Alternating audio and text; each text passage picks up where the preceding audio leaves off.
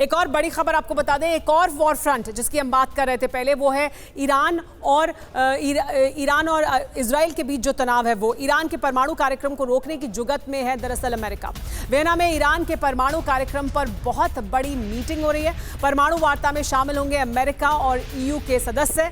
Iran भी अपने सदस्यों को न्यूक्लियर टॉक के लिए भेजेगा। ईरान के खिलाफ इजराइल के साथ खड़ा है अमेरिका। इजराइल और ईरान के बीच तनाव है, लेकिन तबाही की जो ये नई शुरुआत है, इजराइल वर्सेस ईरान, इसमें जो विवाद है वो क्यों बढ़ा है और इस विवाद का दरअसल इस वक्त इसकी चर्चा हम क्यों कर रहे हैं।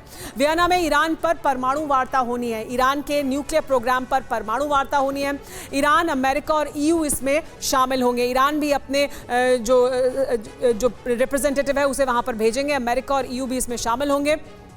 यूरेनियम का संवर्धन बढ़ाया है ईरान ने, यह आरोप लगाया गया ईरान पर। परमाणु अभियान में रूस भी दरअसल उसके साथ है। लेकिन अब ये जो चर्चा है ये किस तरफ आगे बढ़ेगी और ईरान को लेकर इजराइल का जो विरोध है वो समय समय पर सामने आता रहा है।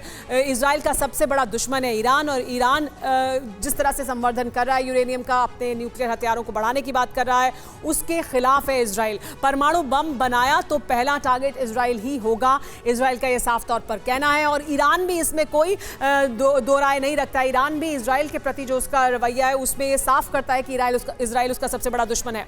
मिडिल ईस्ट में वर्चस्व के लिए अमेरिका इजराइल के साथ है। अमेरिका ने हमेशा इजराइल का साथ दिया, इस मुद्दे पर वो लगातार इजराइल के साथ हैं। अनुपम बैनर्जी सर, ये जो हम देख रहे हैं खाड़ी का क्षेत्र, यहाँ पर भी जो तनाव है वो इस इलाके में भी देखने को मिल रहा है।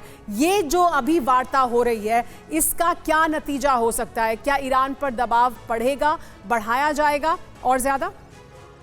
देखिए, मैं ये जो पूरा आप जो वर्ल्ड सिचुएशन बोल रहे हैं, इसको मेरा पर्सनल नज़रिया है, एक चेस बोर्ड है जिसका बोर्ड है एशिया और यूरेशिया।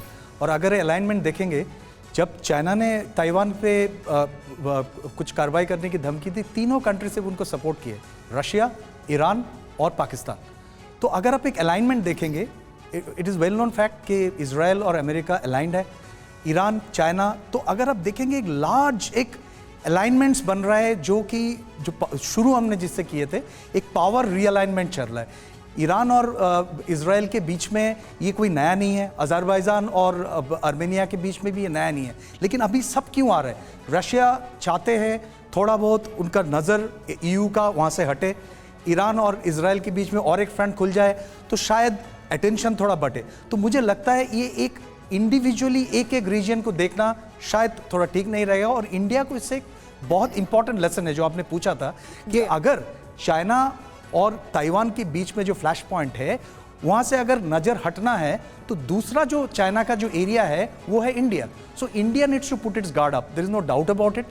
ये जो एरिया है ये चारों ओर इंडिया के आसपास हो रहा है, तो यहाँ पे जो पॉलिटिकल अलाइनमेंट चल रहा है, India needs to be extremely careful. ये अहम और बड़ी बात आप कह रहे हैं कि अगर ताइवान में जिस तरह की किरकिरी चीन की हुई है उससे वो ध्यान हटाना चाहेगा तो फिर वो जरूर किसी तरह की हरकत भारत के साथ LAC के आसपास कर सकता है, और उसके लिए भारत को तैयार रहने की जरूरत है और भारत तैयार भी है।